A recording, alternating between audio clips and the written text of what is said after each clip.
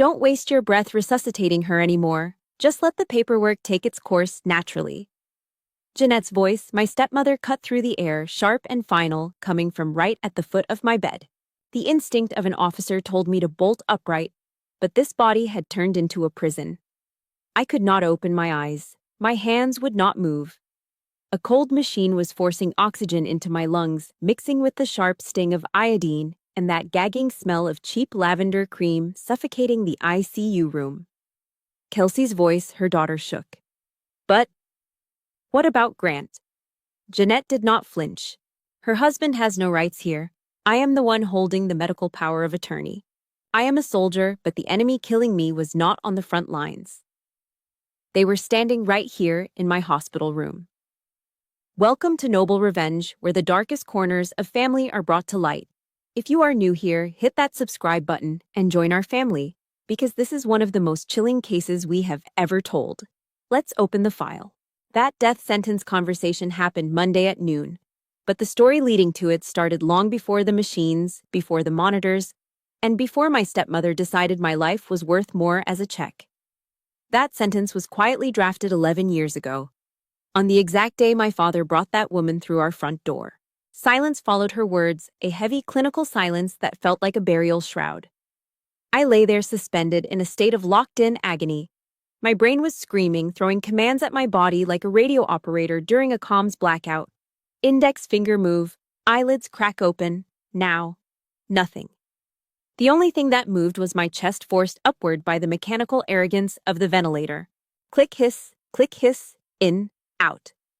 I was a passenger in my own skeleton, a prisoner of a healthcare system that had already written me off as a corpse with a heartbeat. Jeanette stood at the foot of my bed. I couldn't see her, but I could smell her.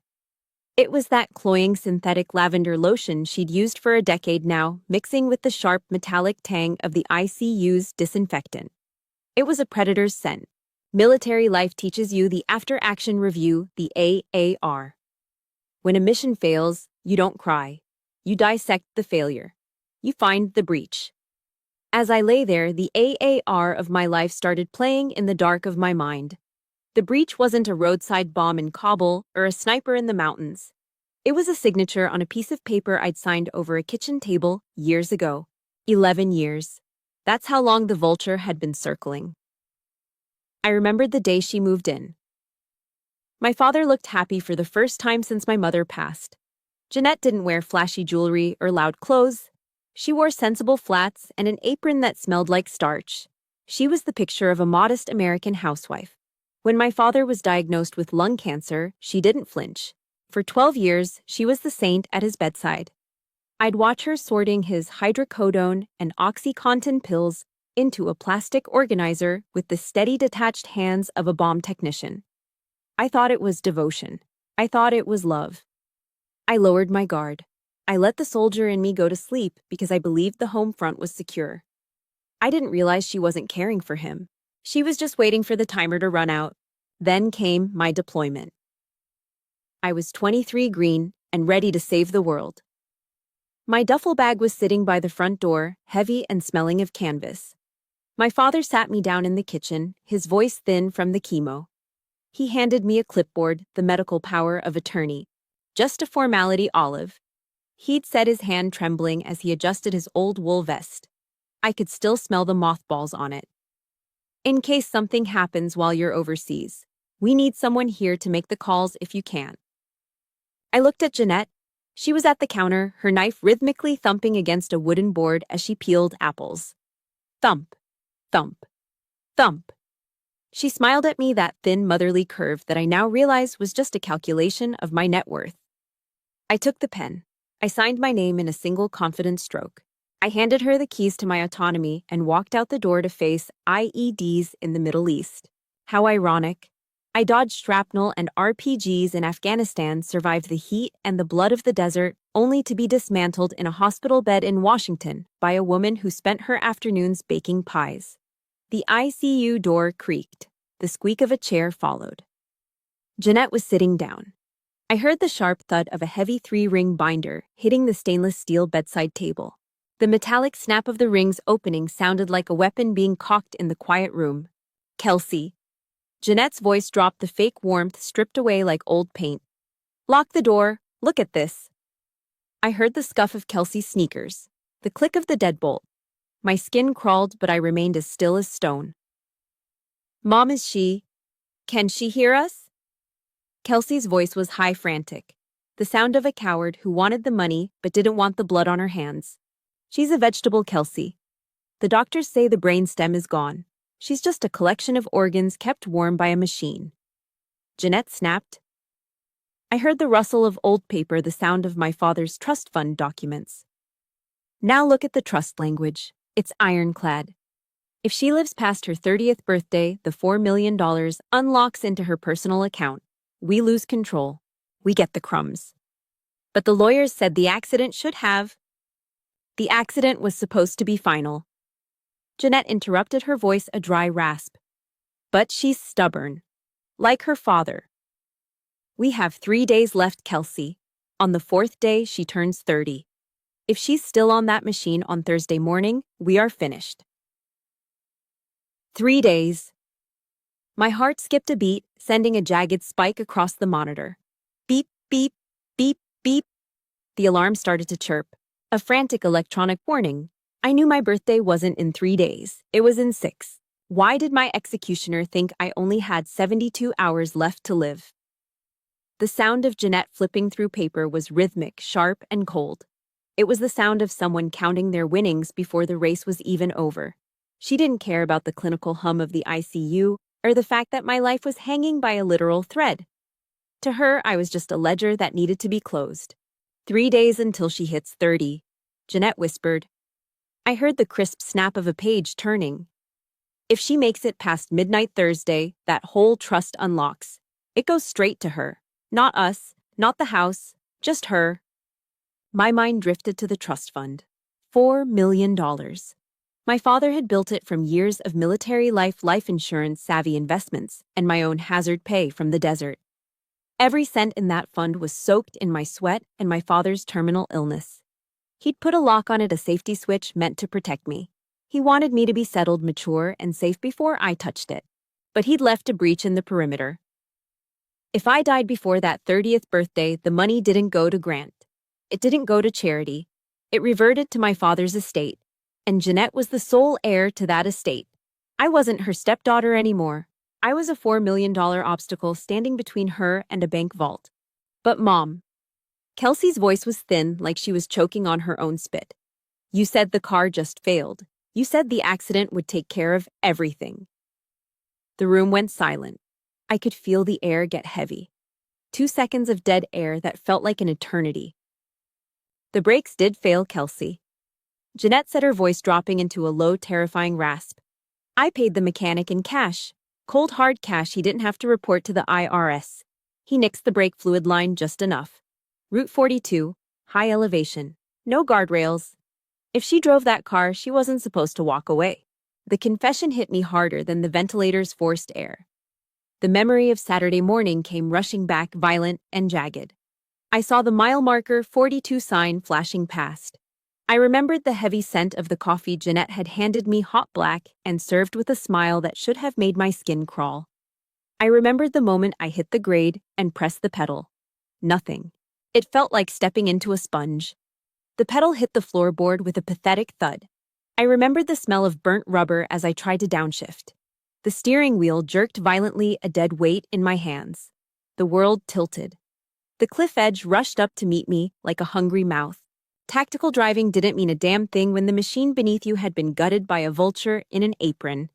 She'd smiled and wished me a safe trip, knowing she'd turned my SUV into a rolling coffin. The rage inside me began to boil. It was a hot, oily fire that started in my gut and surged toward my chest. I wanted to scream. I wanted to reach out, grab her by that cheap pearl necklace, and squeeze until her face matched her cold heart. My muscles seized. My fingers twitched with a violent, involuntary urge to strike. Beep, beep, beep, beep. The heart monitor exploded into life. The green line on the screen spiked into a jagged mountain range of fury. What's happening? Is she waking up?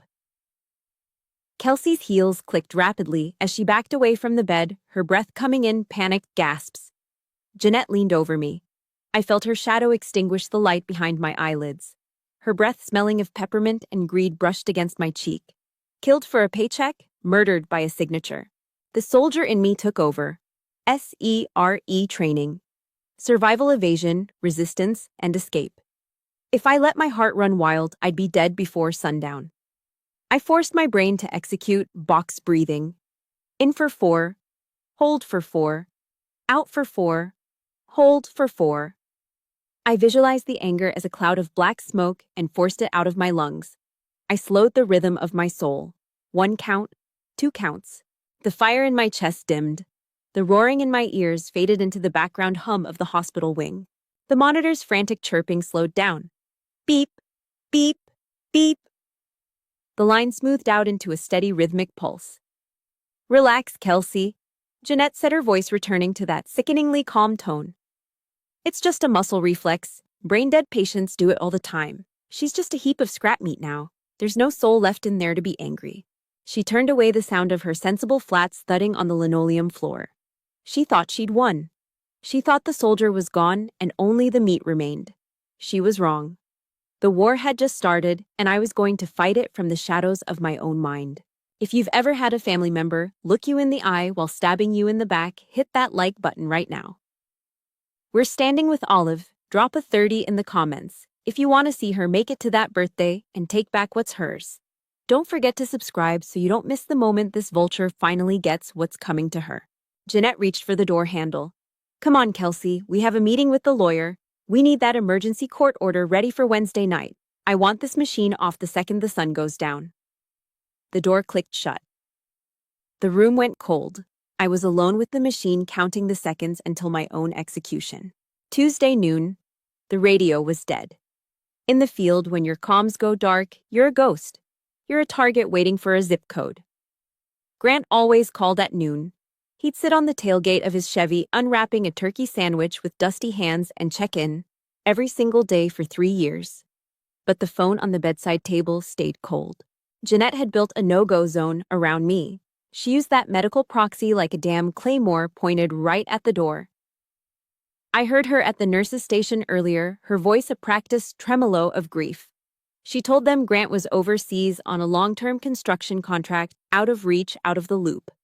She told them he was a troubled presence and to keep him away for my peace and quiet. She'd effectively scrubbed my husband from the record. I lay there a prisoner in a bed of starched white sheets, listening to the hospital hum. The soldier in me was running a SERE analysis. Survival, evasion, resistance, escape. But how do you escape when your own muscles have turned into lead weights? I was isolated. My tower was down. Grant was probably pacing the sidewalk downstairs, blocked by a security guard with a clipboard and a direct order from the woman who wanted me in a casket. The door hissed open. The smell of sterile starch and expensive pen ink preceded him. Dr. Callahan. Doctor, thank God you're here, Jeanette whispered. I could hear the rustle of her silk scarf. She sounded fragile, like a piece of fine china about to crack. It's been 4 days. Look at her. Olive wouldn't want this. She was a runner, a soldier. She'd hate being trapped like a tree in a storm. It's time we talk about dignity. Callahan didn't answer right away. I heard the rhythmic click-clack of his ballpoint pen against a plastic chart. It was a sharp, clinical sound that echoed in the hollows of my skull.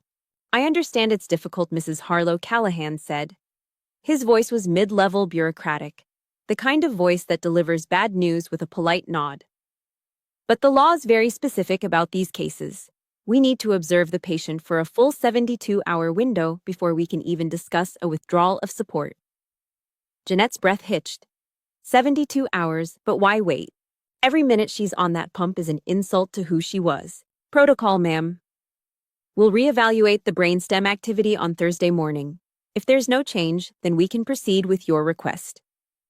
Thursday morning. My birthday. The day the trust fund safe door would swing open and hand me my life. Jeanette knew it. I could practically feel the heat of her frustration radiating from the foot of the bed. She was losing her window.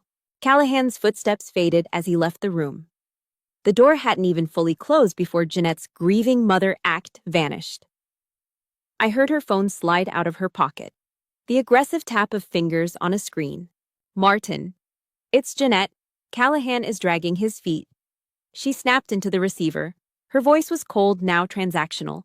The voice of a woman who didn't care about dignity, only about the deadline. He's talking about Thursday. That doesn't work for us. I need an emergency court order. Now. Use the compassionate withdrawal angle. Tell them the family is in agony. I want that machine dark by Wednesday night. I don't care what it costs, just get it done. Wednesday night. The math was simple. I had less than 36 hours of oxygen left. Jeanette was bypassing the doctors and going straight for a judge. Once that paper hit the hospital's legal department, the ventilator would go quiet and I'd be a memory before my 30th birthday even arrived. Panic tried to claw its way up my throat. I fought it down. Don't let the heart rate spike. Don't let her see you bleed. Night fell over the ICU. The hospital shifted gears. The daytime chaos settled into a low, menacing drone. I watched the shadows of the machinery dance on the ceiling through my half-closed lids. Every click hiss of the ventilator felt like a hammer hitting a nail into my own coffin. I was counting the seconds, thousands of them, each one a tiny bit of my life leaking away. I thought about Grant. I thought about the way his beard felt against my neck and the smell of sawdust that always followed him home. He was out there. He had to be. But he was fighting a ghost, and Jeanette had all the weapons. The clock on the wall ticked with an agonizing slowness. I was a prisoner behind my own eyes waiting for an executioner who didn't even have the decency to use a bullet. Exactly 2:14 a.m. The door to my room didn't hiss this time. It opened an inch, then two, in total silence. No plastic heels clicking on the linoleum. No silk scarves rustling. I heard the faint scuff of soft-soled sneakers. A pair of shoes that moved with a quiet, practiced grace across the waxed floor. The intruder stopped at my bedside. I could hear their breathing, steady, calm, not hurried. A shadow fell over me, then I felt it. A hand reached out and took hold of my left wrist. It wasn't Jeanette's delicate, perfumed hand. This hand was warm. It was thrashed by hard work, the skin rough and calloused like a piece of low-grit sandpaper. It gripped me with a firm, intentional strength. My heart hammered against my ribs, but I forced the rest of my body to stay dead. The stranger leaned down, their face inches from mine. I could smell something faint, antiseptic soap and something else, something human. Then the hand on my wrist squeezed. Once. Hard. Olive. A voice whispered, barely a ghost of a sound in the dark. If you can hear me, don't move a damn muscle. The hand on my wrist didn't smell like fake flowers. It smelled like industrial-grade hand sanitizer and cheap latex. No perfume, no greed. Just the cold, clinical reality of the graveyard shift. It was 2:14 a.m. The hospital was a tomb of hums and distant sirens. The person standing over me wasn't Jeanette, and it sure as hell wasn't my spineless sister. The footsteps were soft, the scuff of rubber soles on waxed linoleum that only someone who's spent decades on their feet can pull off. I knew that rhythm. It was Nurse Donna Kowalski. 23 years in the ICU trenches had turned her into a human lie detector with a badge and a stethoscope. She didn't move like the others. She didn't pity me, and she didn't talk over me like I was a piece of broken furniture. She just worked. Through the slits of my eyelids, I watched her shadow move with a grim, practiced efficiency. She checked the IV bag, her fingers flying over the plastic tubing like a comms tech fixing a downed line. She scribbled notes in a small battered notebook she kept tucked in her scrub top, no digital tablets for her. She relied on paper and gut instinct. They say you're checked out, Olive, Donna muttered. Her voice was a low, gravelly rasp, the sound of too many double shifts and too much lukewarm coffee. She leaned over, tucking the thin hospital blanket around my shoulders with a rough kind of care. But I don't buy what that woman in the sweater is selling. She spends all day looking at the heart monitor, but she never looks at your eyes. She's waiting for a funeral, not a recovery. My heart hammered. This was it. My tower was down, but I had one scout left on the field. Donna reached down and lifted my left wrist again to take a manual pulse. Her thumb pressed against my radial artery. She was close. I could hear her steady breathing, timed perfectly with the hiss of the ventilator. I sent the command from my brain. It felt like dragging a rusted chain through a mud pit. I focused every ounce of my soul on my left index finger. I visualized the trigger pull on my M4 back in the mountains. That crisp mechanical snap before the round leaves the chamber. Twitch. Donna's hand flinched. Her thumb stayed pegged to my wrist, but her breath hitched for a split second. She didn't move. She didn't gasp. She just stood there frozen in the dark. Olive, she whispered. It was barely a breath of air. Was that you? I didn't hesitate. I poured everything I had left into the muscle. I squeezed her hand, hard, deliberate, a soldier's grip. Donna didn't scream for a doctor. She didn't hit the code blue button. She let out a long, slow exhale and stepped toward the door, sliding the deadbolt home with a quiet click. She came back to the bed, her face inches from mine, her eyes sharp behind her glasses. Listen to me, she breathed. We don't have time for a chat. We're using a binary code. 1 squeeze for yes, 2 for no. You got me. I squeezed once. My finger felt like it weighed 100 pounds, but I made it count. Good girl, she said, her voice tightening. Are you fully awake? 1 squeeze. Are you in pain? 2 squeezes. I was a lot of things, but the meds were keeping the physical agony at bay. Do you want me to get Dr. Callahan in here right now? I hesitated for a heartbeat. Callahan was a bureaucrat in a white coat. He followed the rules. If I woke up for him, Jeanette would know within 10 minutes. She'd realize her accident had failed. She'd realize I'd heard every word about the trust fund and the rigged brakes. She wouldn't wait for a court order. She'd find a way to nix me before dawn. 2 squeezes, hard. Donna nodded, her lips thinning into a grim line. She reached into her pocket and pulled out that little notebook. I figured. Your family is laying a minefield, Olive. I've seen sharks in the water before, but your stepmother is a different breed. She's trying to pull the plug on Wednesday night. She's got a lawyer working the judge as we speak. The room felt colder. Less than 36 hours. I need to find someone who's actually on your side, Donna said, her eyes scanning the dark room. Your husband, Grant. I squeezed her hand so hard my knuckles turned white. I knew it, she muttered. She tucked the notebook back into her scrubs. Tomorrow morning, when the shift change happens and the paperwork gets messy, I'm going into the deep archives. I'll find his old emergency contact number, the one that woman tried to delete. She stood up straight, her shadow stretching across the ceiling like a sentry. Here's your mission, soldier, Donna said, her voice dropping into a no-nonsense command. You stay still. You stay dead. When Jeanette comes in here with her fake tears and her lavender stink, you don't give her a damn thing. Not a twitch, not a blink. You be a corpse until I bring the cavalry back. She squeezed my hand one last time, a solid blue-collar reassurance. Then she turned and glided toward the door. The lock clicked open, the door hissed, and the soft scuff of her sneakers faded into the hallway. I was alone again with the hiss of the ventilator and the rhythmic beep of the monitor. The dark felt different now. It wasn't a grave anymore. It was an ambush site. I closed my eyes and waited for the sun to rise, praying that a construction worker with sawdust on his boots was still looking for me. Donna had given me a mission, and I was going to follow it to the letter. I was going to be the most convincing dead woman Jeanette had ever seen. But as the minutes ticked by toward Wednesday morning, a new thought crawled into my mind. What if Grant wasn't just blocked? What if Jeanette had already found a way to take him off the board too? The ventilator hissed. In, out. I had 34 hours left to live. Tuesday, 12:30 p.m. Out in the suburbs, the sun was probably baking the asphalt on a half-finished housing track. Grant was there. I could see him in my head, sitting on the tailgate of his battered Chevy, shaking dust out of his hair and reaching for a lukewarm thermos.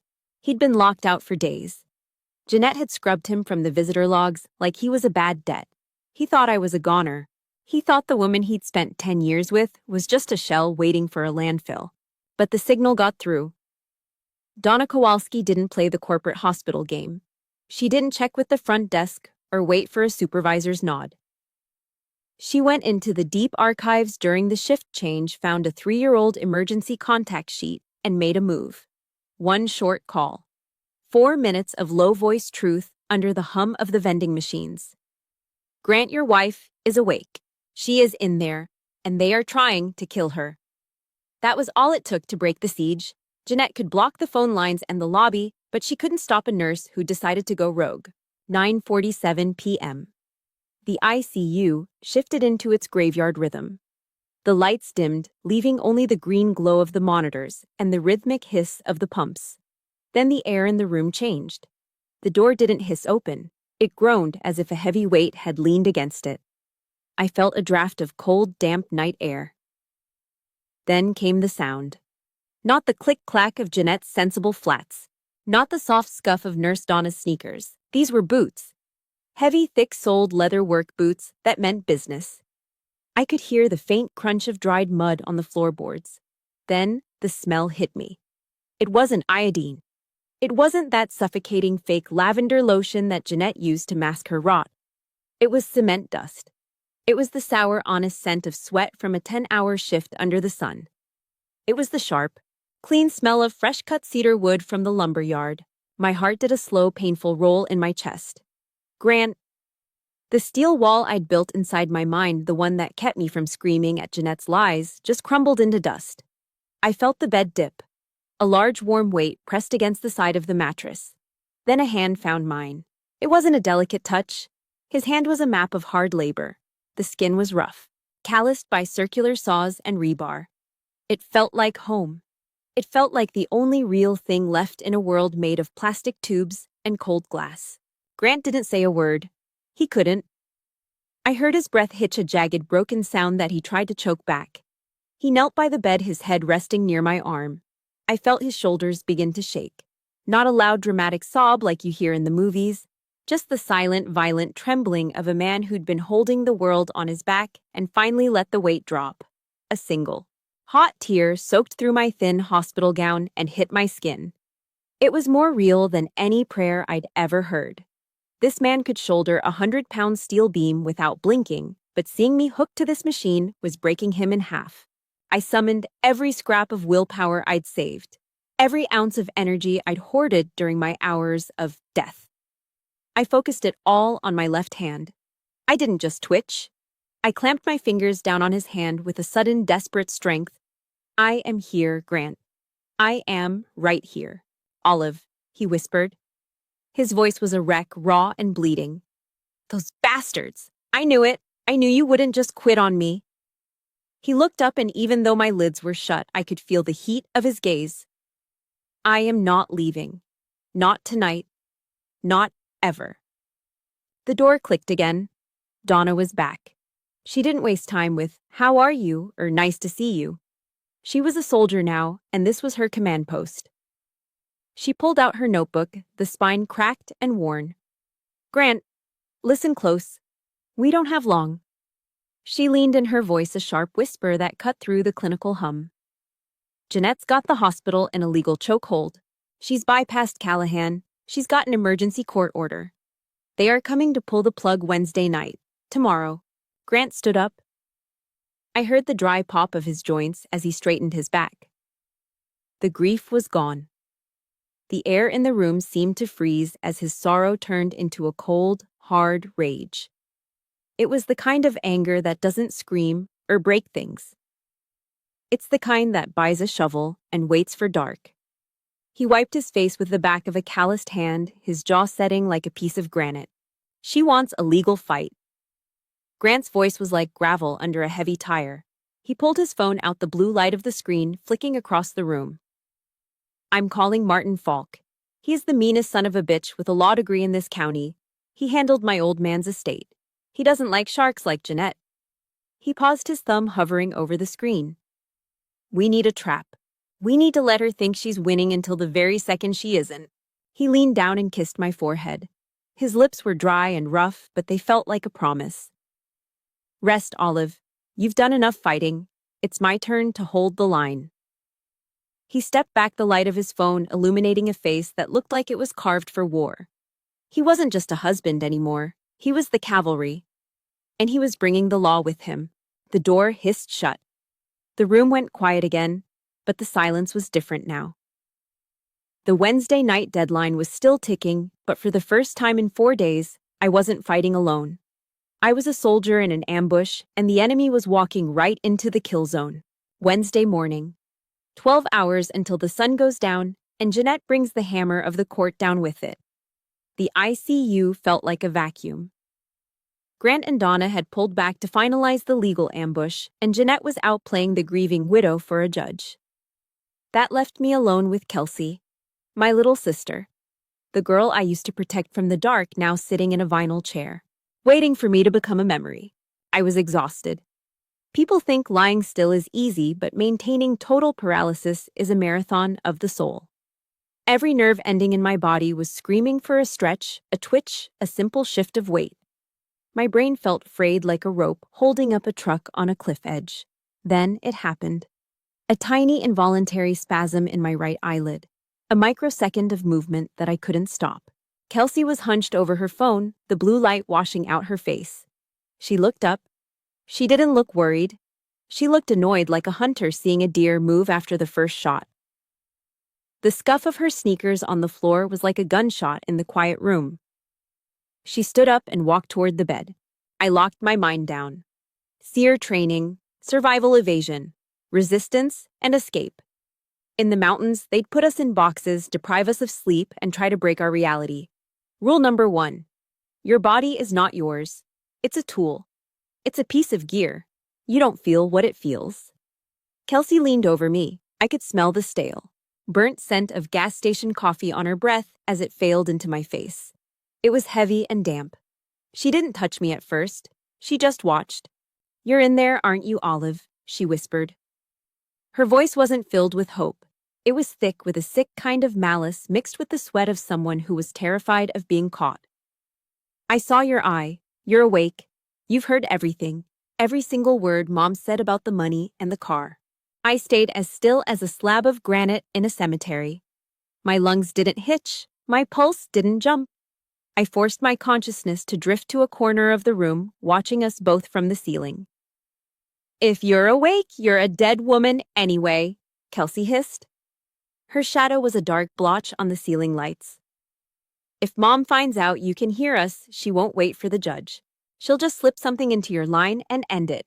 So are you awake, big sister, or are you just a heap of meat?" She reached out. Her fingers were cold. She didn't grab my hand or stroke my hair. She reached for the underside of my left arm where the skin is thin and the nerves are close to the surface. She dug her nails in and twisted.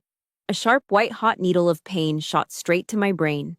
Every fiber of my being wanted to scream. My arm wanted to jerk away from the violation. My jaw wanted to clamp shut until my teeth cracked. But I stayed dead. I used the pain as an anchor, focusing on the sensation without reacting to it. I visualized the pain as a red light on a dashboard, a signal, nothing more. In for 4. Hold for 4. Out for 4. Hold for 4. I synchronized my internal rhythm with the mechanical hiss thump of the ventilator. I let my jaw slacken. I let a thin string of saliva pool at the corner of my mouth the way a truly broken body would. I turned into the vegetable they thought I was. Kelsey didn't stop. She squeezed harder, her knuckles probably turning white as she tried to force a reaction out of me. I could hear her breathing getting faster, a ragged, panicky sound. She looked at the heart monitor. She was looking for a spike, a jagged line that would prove I was alive and listening. Beep, beep, beep. The monitor stayed steady. The green line moved in a boring, rhythmic wave. It didn't care about the pain. It didn't care about the betrayal. It just reported the lie I was telling with my heart. 10 seconds, 20 seconds. The pain in my arm was a dull throb now, a part of the background noise of the room. Kelsey's grip finally loosened. She let go of my arm, leaving deep purple crescents in my skin. She let out a long, shaky breath and wiped her forehead with the back of her hand. "God, it really is just a muscle reflex," she muttered to the empty room. "Just a dead body jump-starting itself. Mom was right. She's gone. There's nothing left but scrap meat and a trust fund." She turned her back on me and walked back to the sofa, her heels clicking a dismissive rhythm on the linoleum. She picked up her phone, the light reflecting in her eyes as she went back to scrolling through junk, completely convinced that her sister was a corpse. I had passed the test. I had survived the devil's interrogation. But as the pain in my arm settled into a cold ache, I realized I was running out of miracles. The sun was moving. The shadows in the ICU were getting longer. The Wednesday night deadline wasn't a threat anymore. It was an approaching storm. Jeanette would be back soon with a piece of paper that would make my murder legal.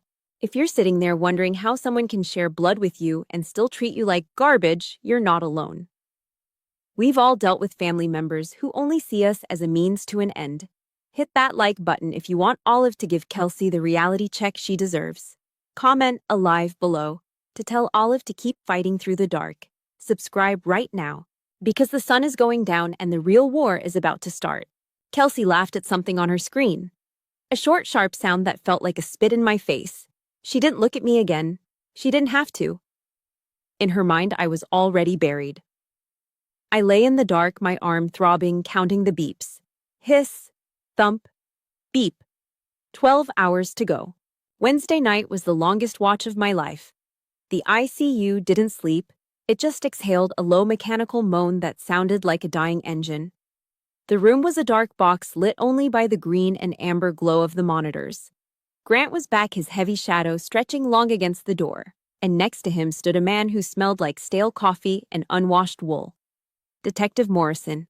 Donna glided between them, her notebook out, acting like she was just checking my vitals, but her eyes were fixed on the hallway. We found the hole in her story. Olive Gertz. Grant whispered. His voice was a low vibration in the dark, thick with a cold, jagged anger.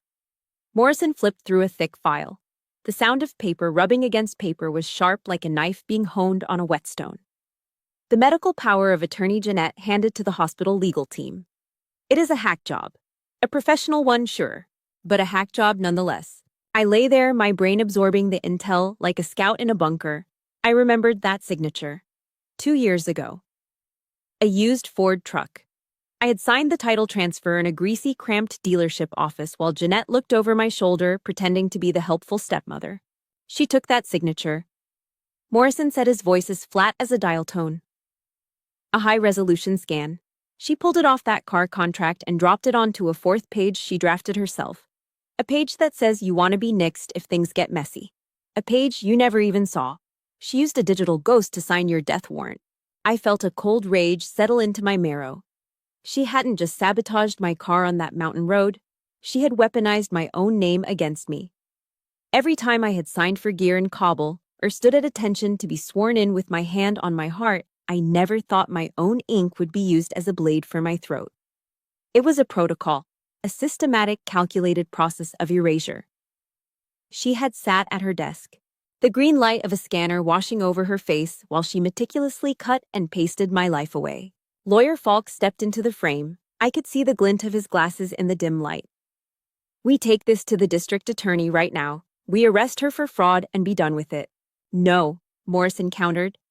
The sound of his metal handcuffs clinking against his leather belt was the most beautiful music I had ever heard in my life. If we bust her for a forged signature, she will hire a high-priced shark and claim it was a clerical error. She will claim she was acting in Olive's best interest. She will walk. We need to catch her in the act. The act? Grant asked, his jaw tightening so hard I could hear the bone pop. Attempted, premeditated murder. Morrison said, his voice dropping an octave. We wait. We let her bring that court order. We let her try to shut down the machine. The second she tells the doctor to flip that switch based on a lie, we own her. We catch her red-handed at the crime scene. The room went quiet. The trap was set. The predator was being lured into the kill zone. 11 p.m. The ICU door hissed open. Jeanette was back. She didn't smell like grief. She smelled like triumph and that suffocating fake lavender rot. She held a crisp white envelope like it was a trophy she'd won at a fair.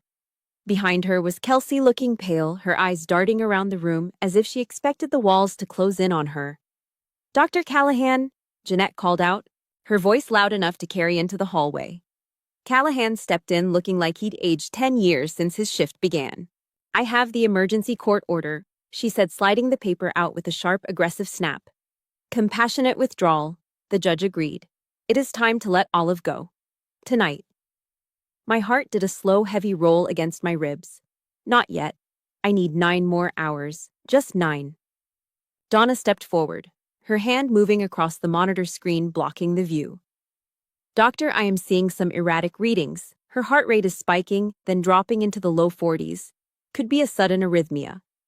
If we pull the plug while she's in a state like this, the body could go into violent convulsions. It will be a mess for the staff and the family.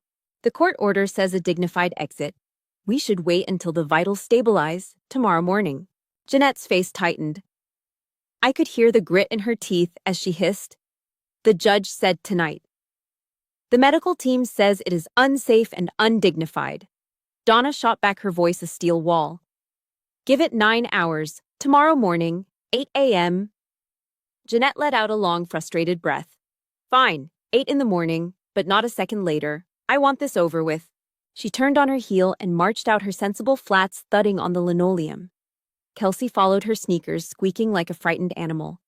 The room went dark again. Donna exhaled, her hand still resting on my wrist. 9 hours, Olive. Just hold on for 9 more. I didn't sleep.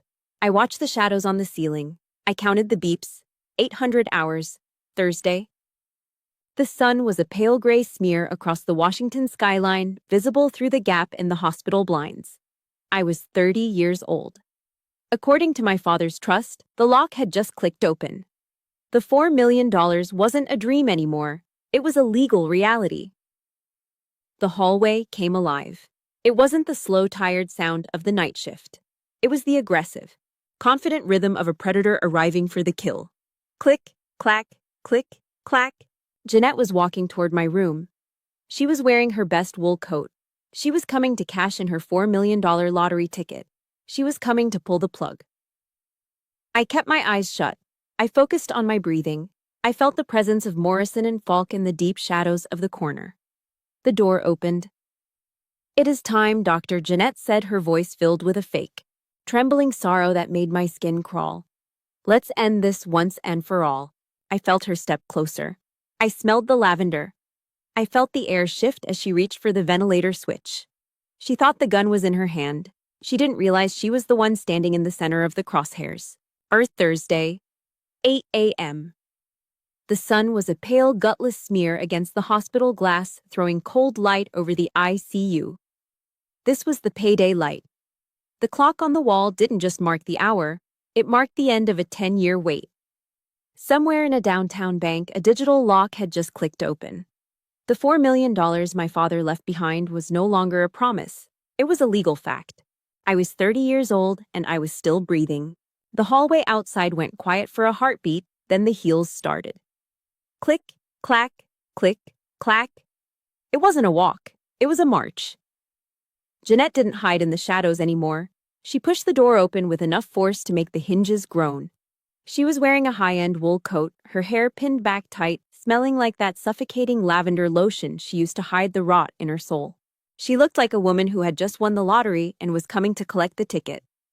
Kelsey was right behind her, a ghost in a gray hoodie, her eyes red and darting around the room like she expected a bomb to go off.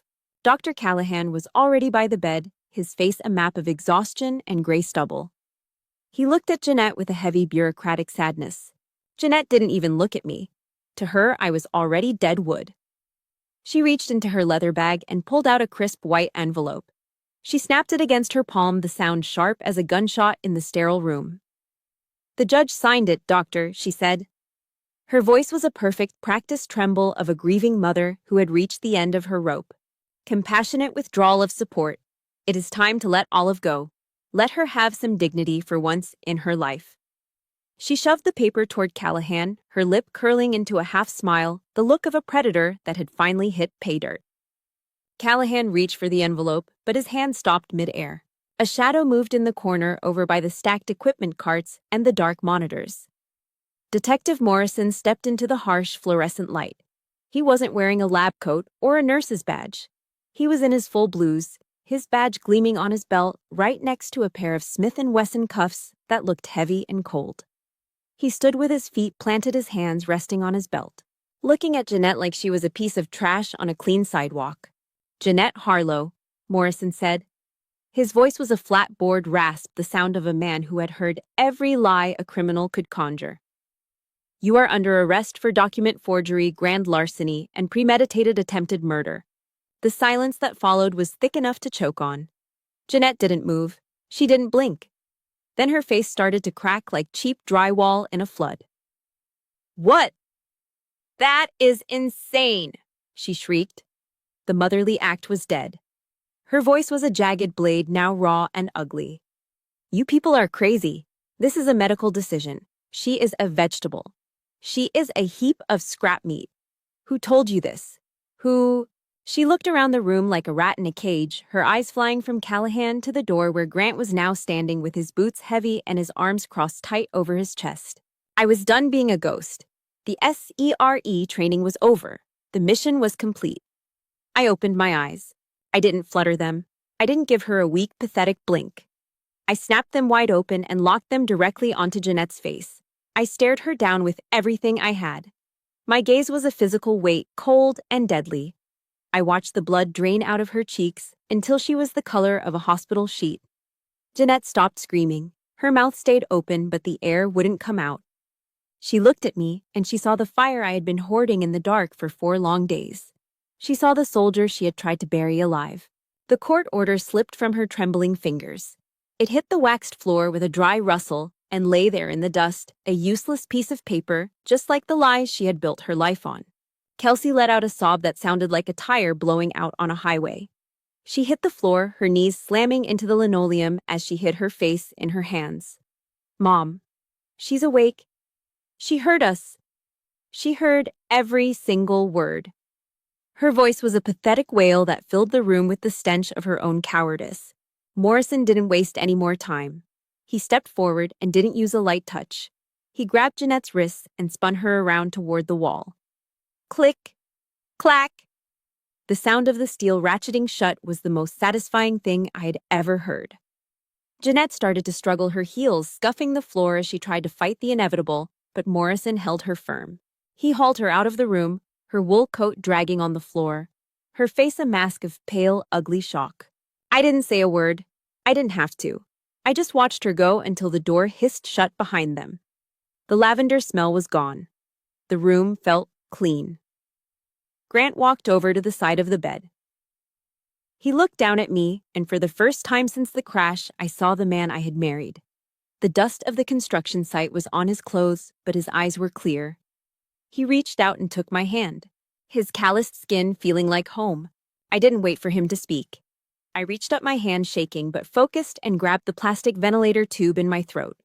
My muscles burned and my lungs felt like they were full of glass, but I didn't care. I was done with the machine.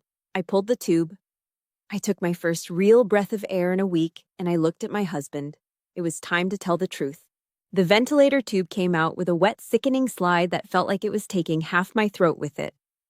My windpipe was a raw mess, burning as if I had swallowed a handful of dry gravel and a lit cigarette. I coughed a weak rattling sound that made my ribs scream in protest. Donna was there before the echoes died down, pressing a plastic cup of ice water against my lips. It was the coldest, purest thing I'd ever felt. I looked at Grant. He was still holding my hand, his knuckles white, his face a map of grim relief. He wasn't crying anymore. He looked like a man who had just finished a double shift at a furnace. I tried to swallow my tongue, feeling like a piece of lead in a desert. I forced the air past my vocal cords, a raspy, jagged sound that didn't even sound like me. "Thanks," I whispered. One word. The first real sound I had made in 6 days of hell. It was heavy. It was enough. 10 a.m. Thursday morning. The ICU room felt different. The predator was gone, replaced by the scent of old paper and expensive suit wool. Lawyer Martin Falk walked in his boots, silent on the linoleum. He wasn't carrying the cheap brown folders Jeanette used to wave around. He had a bright blue leather portfolio tucked under his arm, the color of a clear sky after a storm. He didn't waste time with small talk. He pulled a chair up to the bed and adjusted his glasses, his eyes sharp as a hawk's. "At 12:01 a.m. today, the digital lock on your father's primary trust fund clicked open Olive." Falk said, his voice flat and professional. $4,217,000. It hit your account while you were still staring down Jeanette's handcuffs. It is yours, all of it, total control. I closed my eyes for a second, feeling the weight of it. That money was my father's life. His sweat, his silence, and Jeanette had nearly turned it into my coffin. Falk leaned in, a cold, thin smile touching his lips. But here is the part your stepmother never bothered to read in the fine print.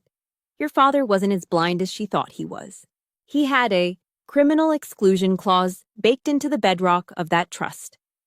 The room went quiet. Grant looked up, his brow furrowed. It is a poison pill. Falk continued, flipping to a page near the back of the blue folder.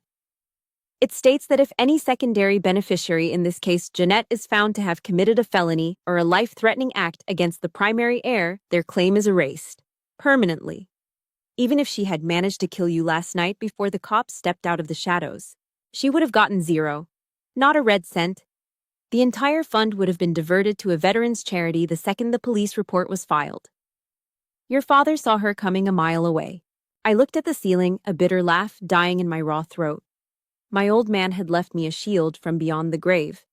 He had known exactly what kind of shark he'd brought into the house. He'd let her think she was winning, let her sharpen her knives, all while she was walking straight into a legal meat grinder he'd built years ago. 1 week later. The news was full of it, but I didn't watch. I didn't need to. I knew the facts. Jeanette was sitting in a county cell after a judge laughed at her bail request. She was looking at 20 years for premeditated attempted murder and enough fraud counts to bury a city.